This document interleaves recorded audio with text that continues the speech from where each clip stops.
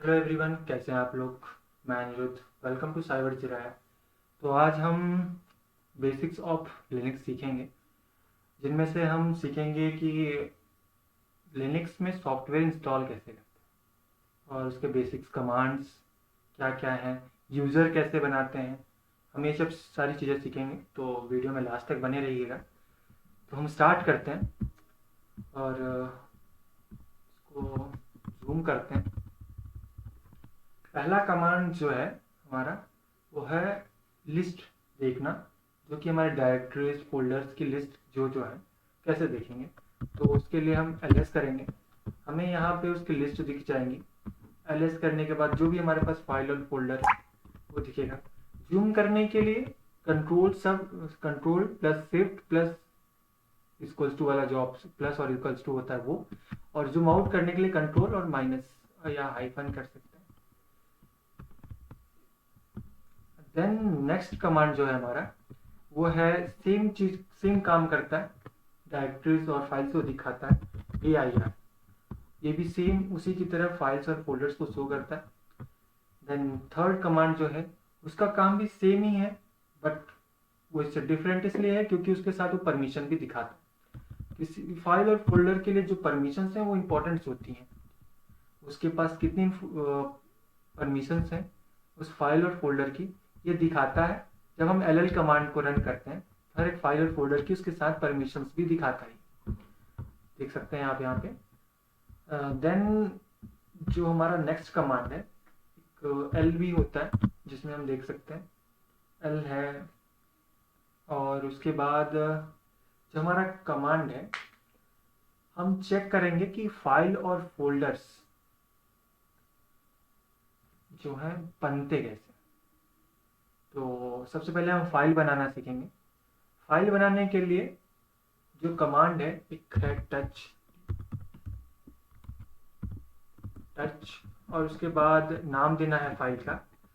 तो हम नाम दे देते हैं फर्स्ट डॉट टी और फिर ls करते हैं। तो हमारा यहाँ पर फर्स्ट डॉट बन गया है, ये फाइल है। यहाँ पे दो तीन फर्स्ट नाम के मैंने बनाए हुए हैं, तो मैं यहाँ पे कुछ और बना देता हूँ, ch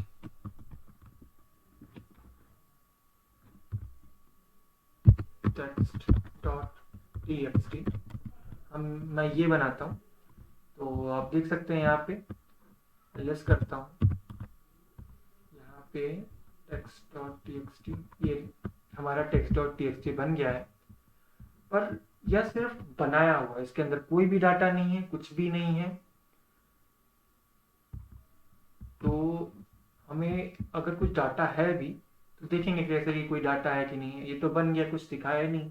तो देखने के लिए हम यूज करते हैं कैट कमांड, कैट और फिर टेक्स्ट डॉट टी करेंगे, एंटर करेंगे, कुछ भी नहीं दिखा रहा हमारे यहाँ पर।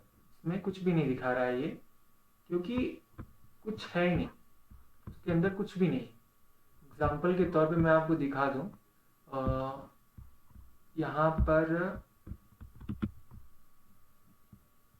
टर्मिनल में चलते हैं और ls करते हैं। यहाँ पे हेलो टीएक्सटी जो है उसको करते हैं कैट, और स्क्रीन बड़ा करता हूँ उसका, कैट हेलो डॉट टीएक्सटी। जैसे अपन करते हैं तो यहाँ पे लिखा हुआ आता है हेलो एवरीवन। तो आप समझ सकते हैं कि कैट जो है उसमें पढ़ने के लिए जो भी डाटा लिखा हुआ है किसी फाइल के अंदर वो यूज होता है। टच कमांड हमारा किसी फोल्डर सॉरी टच कमांड किसी फाइल को क्रिएट करता है। ये तो फाइल का हो गया कमांड। अगर हमें ये देखना है कि फोल्डर कैसे बनाना है, तो फोल्डर बनाने के लिए जो कमांड होती है mkdir फोल्डर नेम आप कुछ भी बोल सकते हैं। मैं यहाँ पे हेलो ही रख देता हूँ, हेलो, और फिर ls करके देखते हैं। तो हमारा ये हेलो नाम का फोल्डर बन गया, देख सकते हैं, जूम कर देता हूँ। ये हमारा हेलो नाम का फोल्डर बन गया। फोल्डर में आगे जाने के लिए अगर मुझे देखना है कि हेलो फोल्डर के अंदर क्या है, तो ऑब्वियस सी बात है कि अगर हम उसमें अंदर जाएंगे नहीं तो दिखेगा कैसे।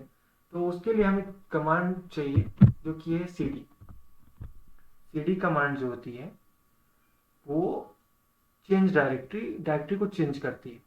तो अगर डायरेक्टरीज में आगे जाना है तो हम डायरेक्टरी का नाम लिखेंगे हेलो cd।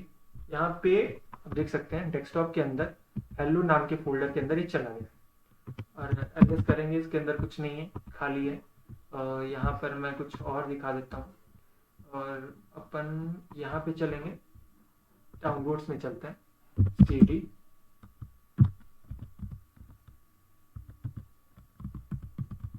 डाउनलोड्स में चलते हैं। तो हम यहाँ पर cd करके डाउनलोड्स के अंदर चले गए हैं और इसके अंदर कितनी डाटा है ये देख सकते हैं एलएस करके। ये तो हमने एक फोल्डर से आगे गए हुए हैं, हम कोशिश करते हैं कि एक दो फोल्डर में आगे चलेंगे। यहाँ पे कॉपी करने के लिए कंट्रोल शिफ्ट सी प्रेस करते हैं टर्मिनल में, वो यही यहाँ पे कंट्रोल सी काम नहीं करता है, तो आप इस बात का ध्यान रखिएगा। एंड यहाँ पर वापस जाने के लिए, अगर हम किसी फोल्डर के अंदर चले गए हैं, वापस जाने के लिए हम क्या करेंगे, cd और डबल डॉट लगाएंगे और वापस चले जाते हैं हम। यहाँ पे देख लीजिए और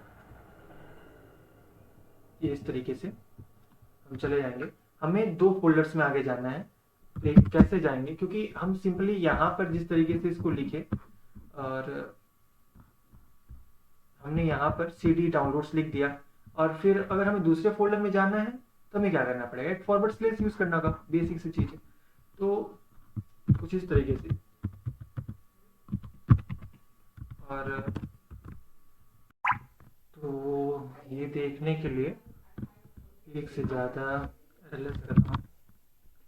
ओके, तो यहाँ पर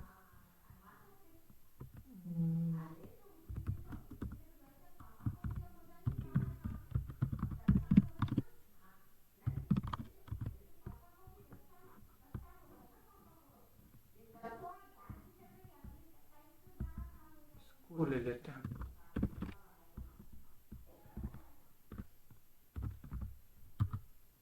ये सिमिलर वैसा ही है, जब वापस जाने के लिए भी हम cd और डॉट डॉट यूज करेंगे और देन cd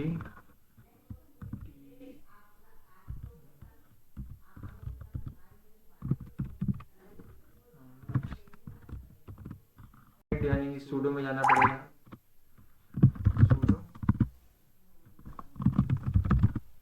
तो हमने एक ASS बनाया, एक AUU बनाया। जब हम AUU बनाते हैं तो हमारा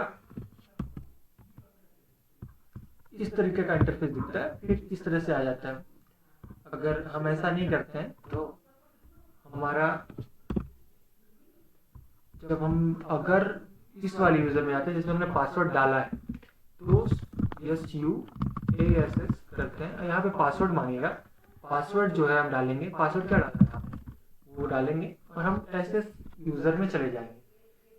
तो इसके लिए हमें बहुत ज़्यादा साइंस नहीं है, हम एक दो बार प्रैक्टिस करेंगे समझ में आ जाएगा। तो इसके लिए हम इस यूज़र में एलिस रन कर सकते हैं, सारी चीज़ें कर सकते हैं। तो सारी चीज़ें वही रहेंगी, यूज़र चेंज हो जाएगा, उसकी जो उसके पास परमिशंस हैं वो चेंज हो जाएंगी और कुछ चेंजेस नहीं आएंगे। ठीक है, फाइल्स वगैरह आपके कुछ भी डिलीट वगैरह नहीं होंगे, तो कोई समस्या नहीं होती है। और इसमें से अगर हम जैसे sudo su करके अपने मेन यूज़र से जा रहे थे और हम पासवर्ड डालते थे अपने मेन यूज़र का, चले जाते थे, लेकिन यहाँ पर हम यहाँ पर डायरेक्ट ऐसा करके नहीं जा पा रहे हैं। अगर हम यहाँ पर सेम कमांड रन करें इस यूज़र के लिए, इस यूज़र के लिए, और यहाँ पे रूट का भी पासवर्ड डालें तो भी हम नहीं जाएंगे, वो एरर बताएगा। तो यहाँ पे यूज़र का ही पासवर्ड डालना है पर हम उसमें नहीं जा सकते हैं, तो हम क्या करेंगे, su रूट, यहाँ पर हम रूट का पासवर्ड डालेंगे, जो हमारे रूट का पासवर्ड होगा हम रूट में चले जाएंगे। तो उम्मीद करता हूँ आपको इतनी चीज़ें समझ में आई होंगी। नेक्स्ट हम जो काम करेंगे वो है हम क्रोम इंस्टॉल करेंगे। क्रोम इंस्टॉल करने के लिए हम ब्राउज़र पे जाएंगे। यहाँ पर क्रोम विंडोज़ की तरह नेक्स्ट नेक्स्ट करके इंस्टॉल नहीं होगा, उसको परमिशन देनी होती है, कोई बड़ी बात नहीं होती है। फिर भी मैक्सिमम लोगों से ये नहीं होता, तो इसके लिए हम बता देते हैं। यहाँ पर हम क्रोम करेंगे और उसकी वेबसाइट पे जाएंगे।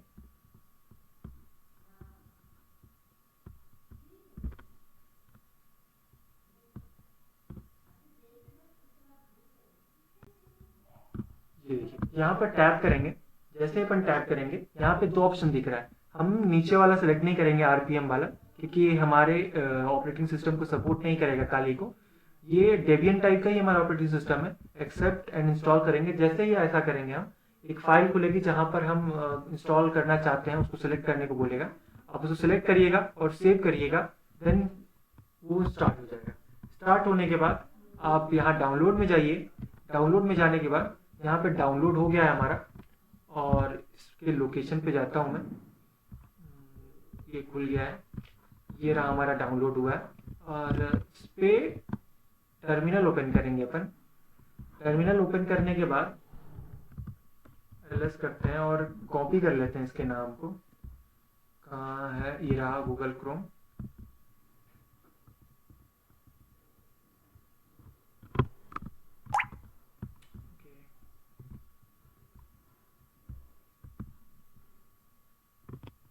कंट्रोल शिफ्ट सी करके कॉपी करेंगे। कंट्रोल सी काम नहीं करता है यहाँ पे। एंड यहाँ पर हमें जो परमिशन देने के लिए है उसका कमांड है ch mod कमांड यूज करेंगे। 777 लिखेंगे। 777 जो है यहाँ परमिशन दे रहा है। 777 जो है हमारा परमिशन दे रहा है। यहाँ पे हम 77754 या 55 भी लिख सकते हैं, ऐसा कर सकते हैं, क्योंकि हमें कितनी परमिशन देनी है उसके बेसिस पे लिखना होता है। हम 777 लिख रहे हैं, मतलब पूरी परमिशन हमने दे दी है। ऐसी कोई परमिशन नहीं जो उसके पास नहीं होगी। और यहाँ पे ओके, तो हमने जो कॉपी किया था वो यहाँ पे पेस्ट कर देते हैं और एंटर करते हैं। इसको परमिशन मिल चुकी है। और हमें इंस्टॉल करने के लिए, जो हम नेक्स्ट इंस्टॉल करने के लिए जो करेंगे, sudo और dpkg debian पैकेज -i के बदले आप हाइफन इंस्टॉल भी लिख सकते हैं। एंड देन आप इसको पेस्ट करेंगे, एंटर करेंगे। जबकि हमें sudo लिखा हुआ है तो हमें यूज़र का पासवर्ड देना होगा। हम ऐसा लिखते हैं और उसके बाद वो इंस्टॉल होना स्टार्ट हो जाएगा। तो उम्मीद करता हूँ कि आपको समझ में आया होगा। तो अभी थोड़ा टाइम लेगा इसको इंस्टॉल करने में। देन इसके बाद और भी कोई भी प्रोसेस नहीं है और इंस्टॉल हो जाएगा। तो अभी के लिए बस इतना ही। मिलते हैं नेक्स्ट वीडियो में। और अगर कोई भी क्वेरी हो, कोई भी सवाल आ रहा हो, कोई समस्या आ रही हो, हमें कमेंट करिए या फिर हमें इंस्टाग्राम पे मैसेज करिए, तो हम आपको रिप्लाई ज़रूर देंगे। तो यहाँ पे इंस्टॉल हो गया है और ये हमारा क्रोम इंस्टॉल हो गया है। अब हम क्रोम यूज़ कर सकते हैं यहाँ पे। तो बेसिकली विंडोज़ में इस तरीके से काम नहीं होता। डायरेक्ट कमांड 1 की टेंशन नहीं होती है। अपन डाउनलोड करते हैं, नेक्स्ट नेक्स्ट करते हैं, इंस्टॉल हो जाते हैं। तो यहाँ